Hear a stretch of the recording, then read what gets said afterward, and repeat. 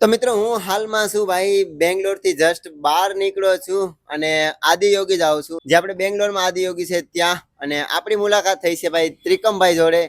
ત્રિકમભાઈ તમે ક્યાંના છો? ત્રિકમભાઈ છે ભાઈ વાવ થરાદના અને ભાઈ સાથે મારી ઇન્સ્ટાગ્રામમાં વાત થઈ હતી તો મુલાકાત પણ થઈ ગઈ. ત્રિકમભાઈની સ્ટીલની દુકાન છે એ પણ કર્ણાટકામાં બેંગ્લોરની જસ્ટ વાર. આ જગ્યા કઈ છે? એરપોર્ટ બાજુ દેવનહલ્લી. એરપોર્ટ બાજુ છે અને હવે હું નીકળું છું અહીંથી. એક દિવસ રોકાણો તો ત્રિકમભાઈની ત્યાં. તો ભાઈ આપણે ગુજરાતી લોકો મળે ને તો બહુ સારું લાગે એમ. કેટલા દિવસ પછી છે ને આમ ગુજરાતી ભાઈ મળે ને તો ગુજરાતીમાં કોઈક વાત કરતું મળે એમ. ખાવાનું તો ગુજરાતી જ પછી મળે, તમને ખબર જ છે ઘર હોય એટલે. બાકી મિત્રો તમે મને ના ઓળખતા હોય તો મારું નામ છે ભાવેશ સાખટ. હું ગુજરાતથી સંપૂર્ણ ભારતની યાત્રા કરું છું. હાલમાં મારે કરીબન 2 વર્ષ થવા આવ્યા છે અને મારું 17મું રાજ્ય તમિલનાડુ પૂરું કરી અને હું અહીંયા આવ્યો છું આપણે કર્ણાટકામાં આદિયોગી દર્શન કરવા.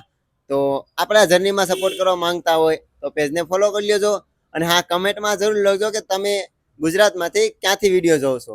જય ગરવી ગુજરાત, જય હિન્દ, જય ભારત. બાકી હાલો ત્રિકમભાઈ, જય માતાજી. બાકી હાલો મિત્રો હવે આપણે નીકળીએ અહીંથી આદિયોગી.